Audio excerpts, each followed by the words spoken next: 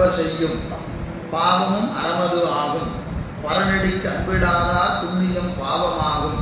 வரமுடை தக்கன் செய்த மாவேள்வி தீமையாகி நரகரில் பாலன் செய்த பாதகம் நன்மை காய்த்தேன். இப்போ அதுக்கு ரெண்டு எடுத்துக்காட்டு சொல்கிறார். ரெண்டு எடுத்துக்காட்டு சொல்கிறார். அறம் பாவங்கள் பயன் தருவது கொள்வாரது வன்மை மென்மை பற்றி அன்றி செய்வாரது வன்மை மென்மை பற்றியாதல் செய்வனிகளது வன்மை மென்மை பற்றியாதல் அன்றாகலின். அதாவது பாவம் புண்ணியம் என்பது ரெண்டும் பயன் தருதா இல்லைங்களா? அது கொள்வாரது வன்மை வெண்மை பற்றி அன்றி. ஏற்றுக்கொள்பவன் யாரு? அவனுடைய வலிமை அல்லது அவனுடைய மென்மை அது பற்றி அன்றி செய்வாரது வன்மை மென்மை பற்றி ஆதல் செய்விகளது செய்வினைகளது வன்மை மென்மை பற்றி ஆதல் அன்றாகலின். 3 சொல்ற.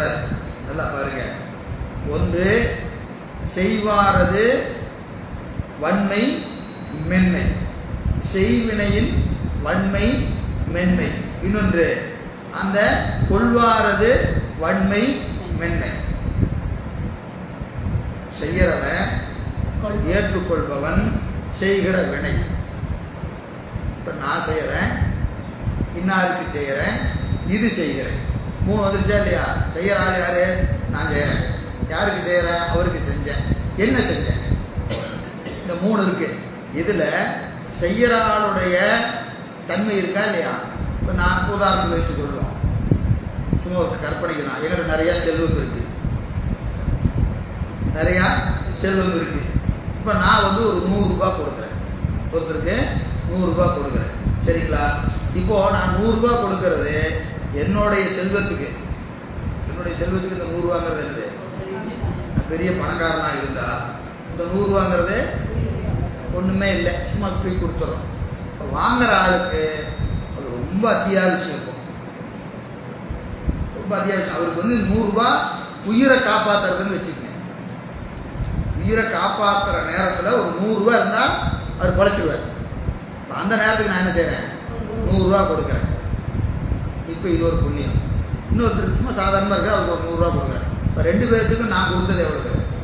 கொடுத்த பணம் 100 தான். கொடுத்தால் யாரு? நான். இப்போ எனக்கு 100 ரூபா இவர்கிட்ட கொடுக்கும்போது 100 ரூபா எனக்கு பெருசு இல்லை, அவருக்கு கொடுக்கும்போது 100 ரூபா பெருசு இல்லை. ஆனால் இவருக்கு கொடுத்த 100 ரூபாயும் அதனால் எனக்கு ஒரு புண்ணியம் வருதா இல்லையா? அவருக்கு கொடுத்த 100 ரூபா இருக்கா இல்லையா? அதனால் ஒரு புண்ணியம் வருது இல்லை. இந்த 2 ஒன்றான்னு கேட்டா இல்லை. ஏன்னு கேட்டீங்கன்னா அவருக்கு இப்போ உயிரையே காப்பாற்றிருக்கு. இப்போ இந்த வினை எப்படி வரும்னு கேட்டீங்கன்னா 100 ரூபாய்க்கு வினை இல்லை, உயிரை காப்பாற்றிய வினை வந்து சேரும். இந்த வினையின் பயன் எவ்வளவு இருக்கும்? உயிரை காப்பாற்றினதுக்கு ஒரு வினை இருக்கா இல்லையா? அந்த வினை வந்து சேரும். புரியுதா? இப்போ இவருக்கு 100 ரூபா கொடுத்தா அவன் ஏதோ வாங்கி வச்சா ஏதோ ஒரு போகும்போது ஒரு ஸ்நாக்ஸ் சாப்பிட்டு போயிடுவான். புரியுதா? அப்போ இதுக்கு என்ன வரும்? ஏதோ 100 ரூபாய்க்கு ஜஸ்ட் ஒரு 100 ரூபாய்க்கு வினை. அது நல்வினையாக இருக்கட்டும், எதோ வேணாலும் இருக்கும்.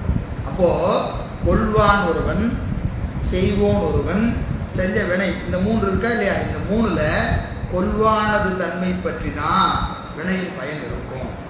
வினையின் பயன் இருக்கும். இதுக்கு ஒரு முரண்பாடாக தோணுதா இல்லையா? ஒரு 2-3 பாட்டுக்கு முன்னாடி இதுக்கு முரண்பாடான ஒரு கருத்து சொன்னேன். யாருக்கு அது புரியுதா? கேள்வி கேட்குறீங்களா பார்க்கணும். இதுக்கு நேர் எதிர்மறையா நான் ஒன்று சொன்னேன்.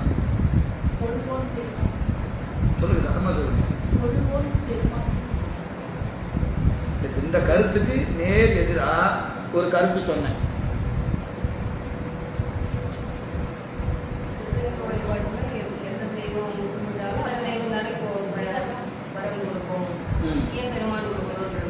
கேட்கும் போது நீ என்ன நினைச்சு சாமி கும்பிடுறதோ அந்த கடவுள் தான் அங்கே வரும். அப்போ அந்த இடத்துல வினை எப்படி வருது? கொள்பவர் என்ன நினைப்புல கொடுக்குறாங்களோ, கொள்பவர் என்ன நினைப்பு, சிவபெருமான் நினைச்சா சிவபெருமானுடைய பயன் வரும். நீங்க வேற தெய்வம் நினைச்சு கும்பிட்டீங்கன்னா அந்த தெய்வத்துக்குரிய பயன் தான் வரும். அப்போ கருத்து என்ன கருத்தோ, கருத்து என்ன கருத்தோ அதுக்கு தான் வினை வரும்னு சொன்னோம். இங்க அப்படியே மாத்திட்டார். இங்க எப்படி மாத்திட்டாரு? ஏற்போரை பொறுத்து இருக்குன்னு சொல்லிட்டார். ஏற்போரை பொறுத்து இருக்குன்னு சொல்றாரு. இப்போ அது இது முரண்பாடா தெரியுதா இல்லையா? தெரியுதா இல்லையா? வேற ஒன்றும் இல்லை, அந்த வினை ஏற்றுக்கொள்பவருக்கு அவருடைய தகுதின்னு ஒன்று இருக்கா இல்லையா, அவருக்கு அப்போ தேவை இருக்கா இல்லையா, அந்த தேவைக்கு தக்க பயனும் வந்து சேரும். அதான் சொன்னேன், எல்லாமே ஒரு பர்சன்டேஜ் போடணும். சுத்தம் நினைச்சது செஞ்சது, நினைச்சது செஞ்சது. அப்போ நினைப்புக்கு ஒரு கருத்து உண்டு, செயலுக்கு ஒரு கருத்து உண்டுன்னு சொன்னோமா இல்லையா? அதே போல் கொள்பவருக்கு அந்த அந்த உதவி எப்படி பயணிக்கும்? வலுவற்று போனேன்னு தெரியும். நயன்தூக்கார் செய்த உதவி பயன்தூக்கின் நன்மை கடலில் பெரிது. எந்த எதிர்பார்ப்பும் இல்லாம ஒருத்தர் செய்யக்கூடிய உதவியை ஆராய்ச்சி பார்த்தீங்கன்னா அந்த பயன் எவ்வளவா இருக்குமா? கடலோட பேசாது. ஏன்னா இவங்க செய்யும் போது இது செஞ்சா இது நம்ம பாராட்டுவாரு, இல்லை இது ஒரு புண்ணியம் வரும், இப்படி எல்லாம் அவர் எதுவும் நினைக்கிறது இல்லை. எந்த பயனும் தராம ஒருத்தர் ஒரு உதவி செஞ்சுட்டாருன்னா அதை அதனுடைய வினை பயன், அதனுடைய புண்ணியம் எவ்வளவுன்னா கடலை விட பெருதுங்கிற யார் வள்ளுவர் சொல்றாரு. அப்படின்னு என்ன அர்த்தம்? அந்த செய்கிற போது அந்த எதையும் எதிர்பார்க்காம செய்கிற உதவிக்கு என்ன ஆகுது? பயன் கூடுதல் பயனாக வருகிறது. கூடுதல் பயன். அப்போ ஒரு வினையை நீங்க கரெக்டா ஐடென்டிஃபை பண்ணி பிரித்து சொல்லவே முடியாது. இதனால இந்த வினை என்று நீங்க என்ன செய்ய முடியாது, சொல்லவே முடியாது. நான் அடிக்கடி ஏற்கனவே சொல்லியிருக்கிறேன். இந்த கணிதம் படித்தவங்களுக்கு எல்லாம் தெரியும், மேக்ஸ் படித்தவங்களுக்கு தெரியும். ஒரு ஃபார்முலா எழுதுறான்னு வச்சுங்க, அதுக்கு மல்டிபிள் வேரியபிள்னு சொல்லுவாங்க. புரிஞ்சா வச்சுங்க, புரியலன்னா விட்டுருங்க. சொல்கிறேன், மல்டிபிள் வேரியபிள்னு ஒன்று சொல்லுவாங்க. எப்படின்னு கேட்டிங்கன்னா x⁴ 24 x⁴ plus 105 x⁴ plus 72 x⁴2 plus 40 இப்படி ஒரு ஃபார்முலா எழுதுவாங்க. இந்த எக்ஸ்ன்னு போட்டு எக்ஸின் மடங்கு 5, எக்ஸின் மடங்கு 4, எக்ஸின் மடங்கு 3, எக்ஸின் மடங்கு 2 இப்படி எல்லாம் போடுவாங்க. போட்டு கடைசியாக கேட x எக்ஸினுடைய மதிப்பு 1 அப்படின்னு போட்டிங்கன்னா இந்த ஃபார்முலாவுக்கு ரிசல்ட் வரும். இந்த எக்ஸை 2ன்னு போட்டிங்கன்னா வேற ரிசல்ட் வரும். இதுக்கு அதுக்கு சம்மந்தமே இருக்காது. இப்போ இதை நீங்கள் என்ன செய்ய முடியாது, அவ்வளோ சீக்கிரம் புரிஞ்சிக்க முடியாது. ஒரு வினை வருகிற போது இதில் முதல்ல ஒரு ஃபார்முலா, ரெண்டாவது ஒன்று, மூணாவது வேரியபிள்னு பேர். இப்போ நான் ஒரு வினை செய்கிறேன்னு வச்சுக்கோங்க, நான் ஒரு வினை செய்கிறேன். இந்த வினை எப்படி பிரியுன்னு கேட்டிங்கன்னா 100 ரூபா நான் சம்பாதிச்சிருக்கிறேன், 100 ரூபா நான் சம்பாதிக்கிறேன். 100 ரூபாயை எனக்கு எவ்வளோ வினைன்னு கேட்டால் 100ல் நான் எவ்வளோ அனுபவிக்கிறேன். என்னுடைய 100 ரூபாய் என் வீட்டுக்காரிக்கு எவ்வளோ போகணும், என் குழந்தைக்கு என்ன போகணும், என் பொண்ணுக்கு எவ்வளோ போகணும், என் வேலைக்காரனுக்கு எவ்வளோ போகணும். என்னோட வேலை செய்கிற வேலையை அவனுக்கு இப்போது அவனுக்கு நான் இப்போ ஒரு 1 ரூபா இன்னைக்கு சேர்த்து கொடுக்கணும்னா நான் இந்த சம்பாதிச்சிருந்து வருதா இல்லையா, அந்த வினை அவனுக்கு இருக்கணும். இந்த 100 ரூபாயில் அவன் சாப்பிட்றதுக்கான வினை அவன்கிட்ட இருக்கு. என் மனைவிக்கு ஒரு வினை இருக்கிறது, மகனுக்கு ஒரு வினை இருக்கிறது, மகளுக்கு ஒரு வினை இருக்கிறது. இந்த 100 ரூபாய் கொண்டு போய் ஒரு டிவி வாங்குறேன், ஒரு போண்டா வாங்குறேன்னா அந்த போண்டா கடைக்காரனுக்கு ஒரு வினை இருக்கு. இது நீங்க நம்ம அறிவுக்கே எட்டாகுது. அத்தனை கணக்கு போட்டு வினையை ஊட்டுக்கிறோம். எங்கள்கிட்ட 100 ரூபாய் கொடுக்கும் போதே 1 ரூபா உனக்கு, 5 ரூபா இவனுக்கு, 4 ரூபா அவனுக்கு, 2 ரூபா போண்டா கடைக்காரனுக்கு, 1 ரூபா ரோஸ் மில்க் கடைக்காரனுக்கு, மனைவிக்கு எவ்வளவு, மக்களுக்கு எவ்வளவுன்னு அந்த 100 கூறாக்கி வினையை கொடுப்பாங்க. இது நமக்கு புரியவே புரியாது. ஆனால் ரொம்பலாம் ஆராய்ச்சி பண்ணக்கூடாது, அப்படியே விட்டுற வேண்டியதுதான். ஏன்னு கேட்டீங்கன்னா இத்தனை கணக்கு அவனுக்குள்ள இருக்குது.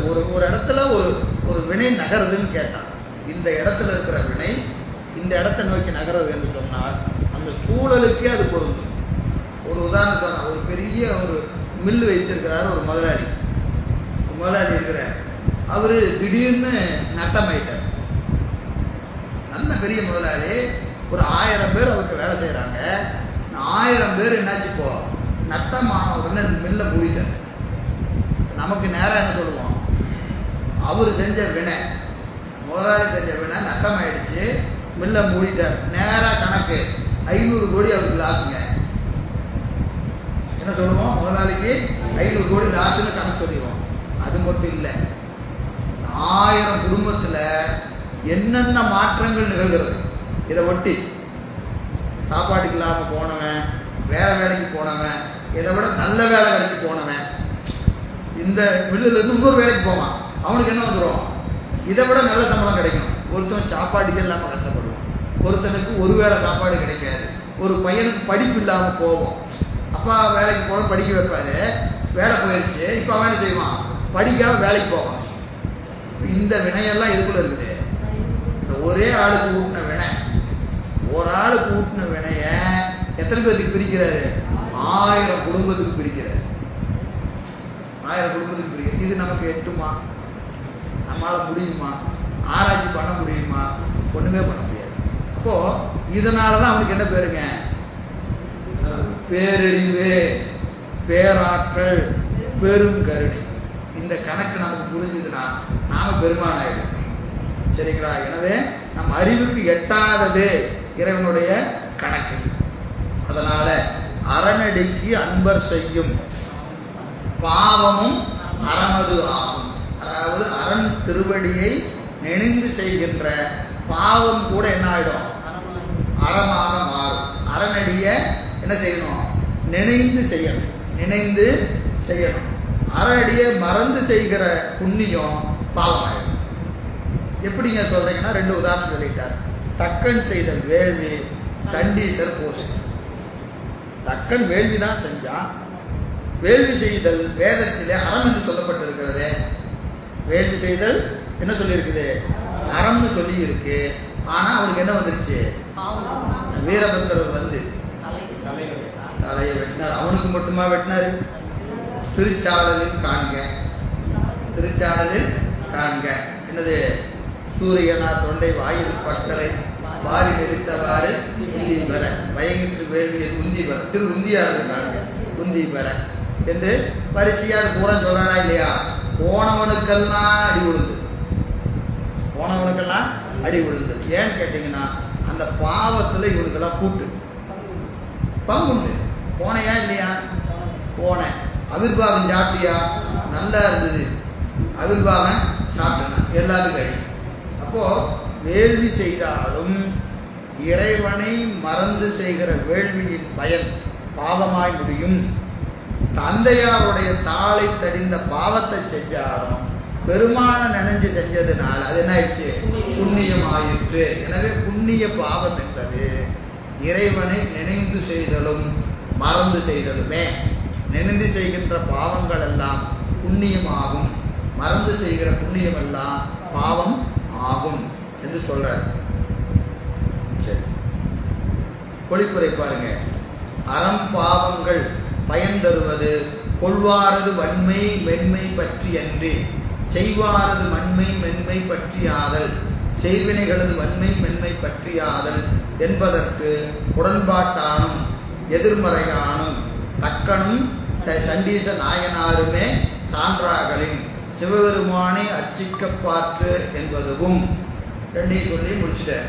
சரி, உண்மையில் நுணுகி நோக்கினால் அறமாவது சிவனது அடிக்கு அன்பு செய்வதாகிய மாண்பிற்கு சிதைவு உண்டாகாதவாறு ஒழுகது என்பதாம்.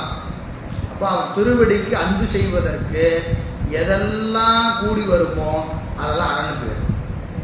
அவனை மறக்கிற மாதிரி, திருவடியை மறக்கிற மாதிரி என்னெல்லாம் நடக்குதோ அதெல்லாம் என்னது? பாவமா. இது ஏற்கனவே உங்களுக்கு பலமுறை சொன்னது தான். என்னது? நாவுக்கரசர் புராணத்தில், நாவுக்கரசருடைய புராணத்தில் சொல்லியிருக்கிறோமா இல்லையா? பலமுறை சொல்லியிருக்கிறோம். எது?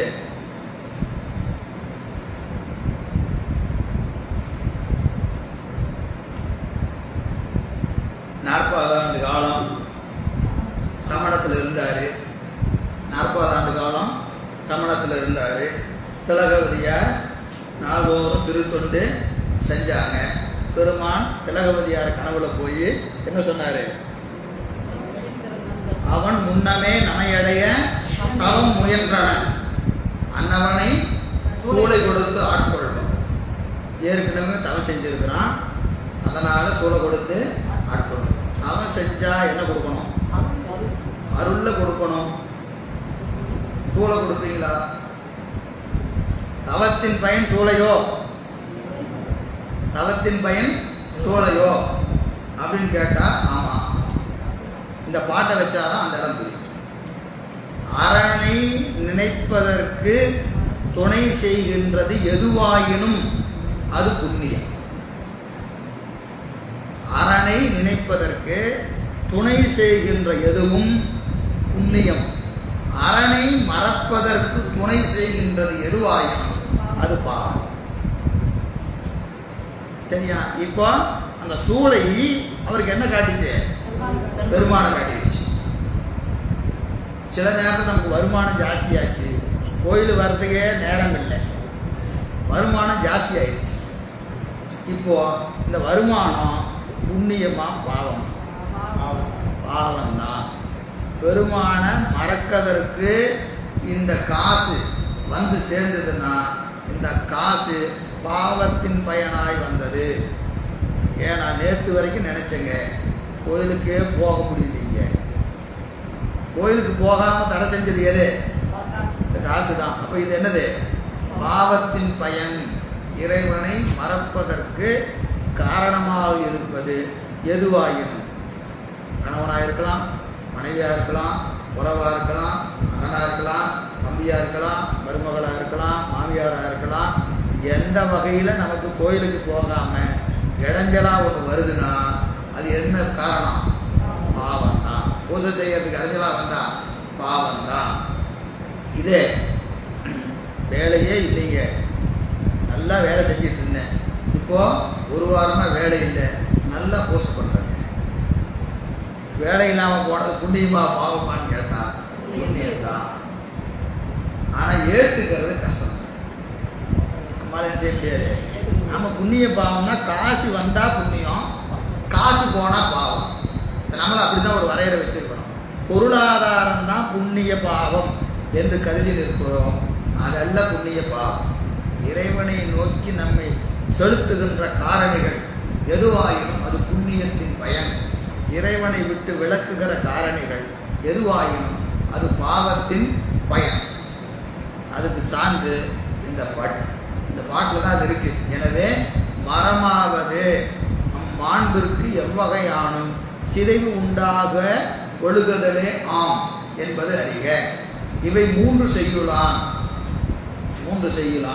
நூனங்கள் அதிகமாதல் நோக்கி நுகர்வித்தற் கட்டும் விசேடம் கூறப்பட்டது. பாவபுண்ணியத்தின் பயனாய் சொல்லப்படுகிற சிறப்பு புண்ணியம், சிவபுண்ணியத்தின் சிறப்பை இந்த பாட்டில் 3 பாட்டில் சொல்றார். காண்பது சிவனை ஆனார் என்கின்ற பாடலிருந்து இந்த பாடல் வரைக்கும் சொல்லுகிறார். இத்துணையானும் மீமாஞ்சகர் மதம் பற்றி ஆசங்கித்து பரிகரித்து, மீமாஞ்சகர் மதத்தை பற்றி ஆசங்கித்து பரிகரித்து இருவினைகளின் இயல்பு கூறுமுகத்தானும் அவை இறைவனினாமாறும் கூறுமுகத்தான் அவற்றை நாம்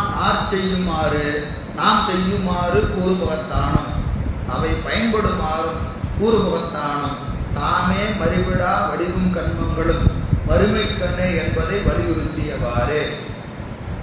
ஏற்கனவே பார்த்தோமா இல்லையா? 95வது பாட்டு. இவ்வுயிர் இருவினை இன்ப துன்பத்து பிறந்து இறந்து போவது வருவது ஆகும். வடிவும் கண்ம பயன்களும் தாமே மறுமை கண்ணே மறிவிடா. இதான் 2வது கூறு. 2வது நூற்பாட 2வது அதிகாரணம் 3 கூறு. அதுல 2வது கூறு என்னது? வடிவும் கண்ம பயன்களும் தாமே மறுமை கண்ணே மறிவிடா. தாமே மறுமை கண்ணே மறிவிடா என்று 2வது கூறு. அதான் இப்ப சொல்லி இருக்கிறார். சரியா?